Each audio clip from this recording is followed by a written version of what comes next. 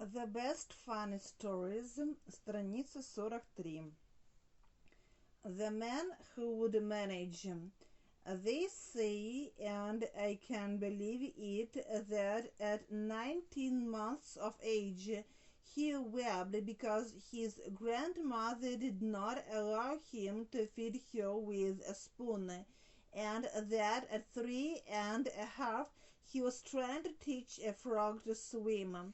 2 years later, he nearly injured his left eye when he was showing the cat how to carry kittens safely, and about the same period he was dangerously hurt by a bee when he was trying to replace it from one flower to another, where, as he thought, there was more honey. His desire was always to help others. He could spend whole mornings explaining to elderly hens how to hatch eggs, and he cancelled his afternoon's work to sit at home and crack nuts for his pet squirrel. Before he was 7, he was arguing with his mother upon how to hatch eggs, как нести яйца. Страница 44. Upon the management of children, на тему того, как следует обращаться с детьми. To mind other children, присматривать за другими детьми. Twice his own weight, в 2 раза тяжелее его. Страница 44. The management of children, and reprove his father for incorrect education. As a child, he liked to mind other children. It was not important to him whether the other children were older than himself or younger, stronger or weaker. Whenever and wherever he found them, he began to mind them. Once during a school treat, the teacher heard piteous cries from a distant part of the wood. The teacher discovered him upon the ground. His cousin, a boy twice his own weight, was sitting upon him and steadily whacking him. The teacher rescued him and asked, "Why don't you play with the little boys? What are you doing with him?" "Please, sir," was the answer, "I was minding him." He was a good-natured lad, and at school he was always allowing the whole class to copy from his paper.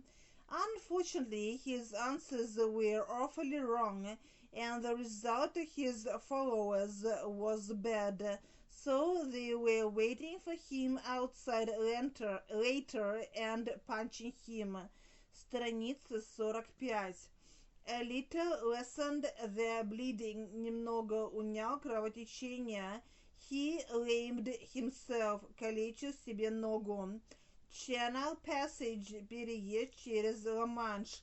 Piccadilly Circus, Piccadilly Circus, площадь и транспортная развязка в центральном Лондоне. All his energies went to the instruction of others. He took young boys to his house, taught them to box. "Now try and hit me on the nose," he offered. "Don't be afraid. Hit as hard as you can." And they did it. When he had recovered from his surprise and a little lessened the bleeding, he explained to them how they had done it all wrong. Twice at golf he lamed himself for over a week when he was showing how to play. After that he had a long argument with their umpire. During a stormy Channel Passage he rushed excitedly upon the bridge in order to inform the captain that he had just seen a light about 2 miles away to the left, and when he is on the top of an omnibus he generally sits beside the driver and shows him how to drive. It was upon an omnibus where I met him. I was sitting behind two ladies when the conductor came up to collect fares.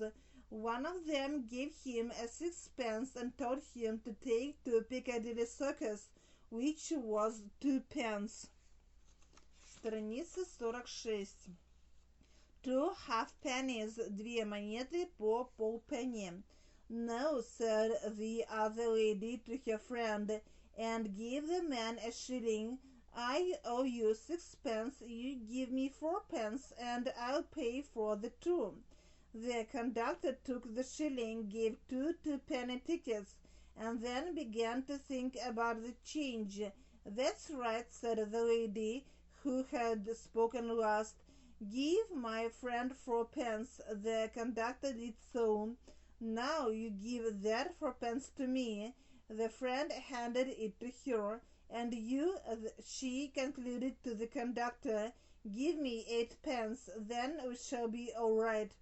The conductor gave her the 8 pence. The 6 pence he had taken from the first lady, with a penny and 2 halfpennies out of his own bag, distrustfully, and retired, muttering something about calculation. Now, said the elder lady to the younger, I owe you a shilling. I thought the incident closed, when suddenly a fourth gentleman on the opposite seat said loudly, Hi, conductor, you've cheated these ladies out of 4 pence. What about 4 pence then? Replied the indignant conductor from the top of the steps. It was a 2-penny fare.